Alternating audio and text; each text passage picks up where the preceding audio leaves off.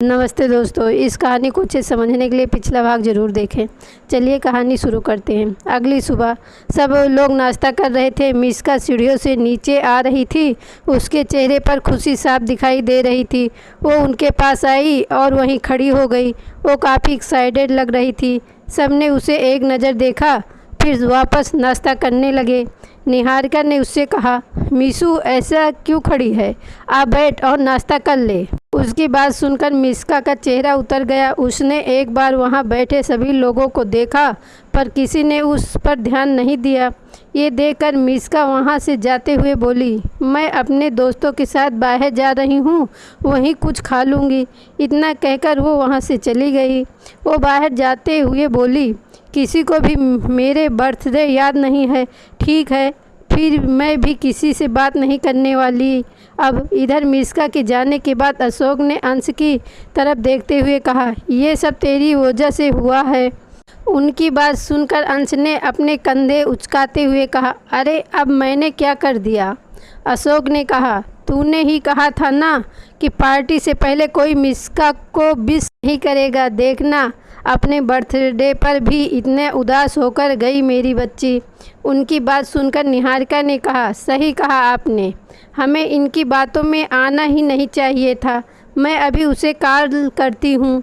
इतना कहकर उन्होंने मिस्का को कॉल करने के लिए फ़ोन उठाया। तभी अक्षित, अंश और बिहान तीनों एक साथ बोल पड़े। नहीं, बिहान ने कहा, क्या मॉम?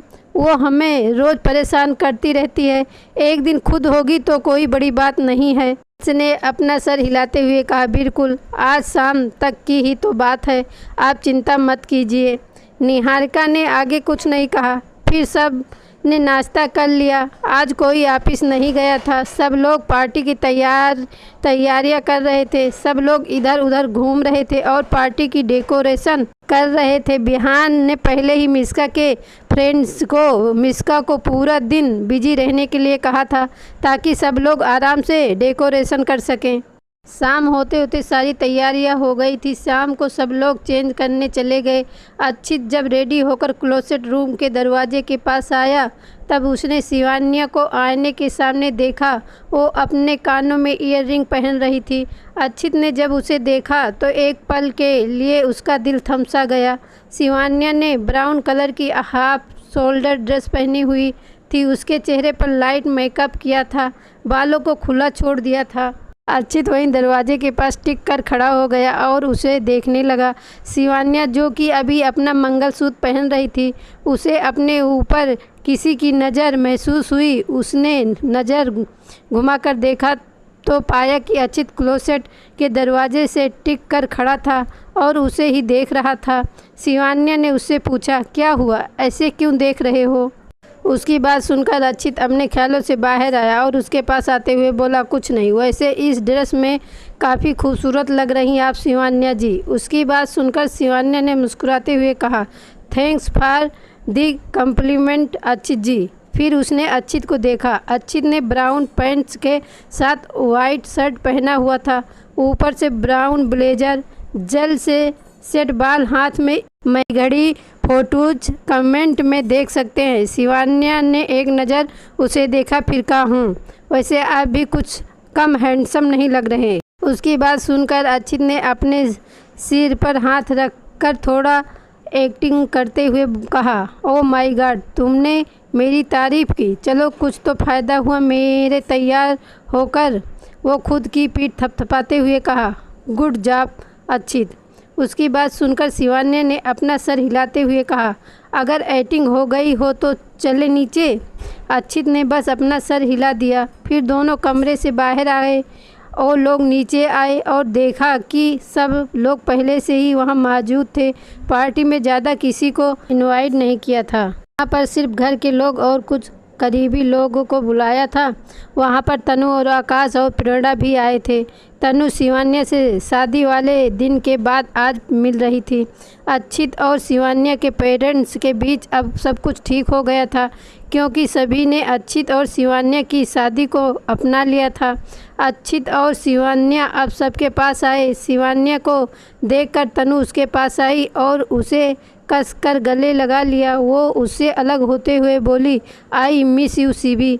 उसकी बात सुनकर शिवान्या ने कहा, मैंने भी तुझे बहुत मिस किया।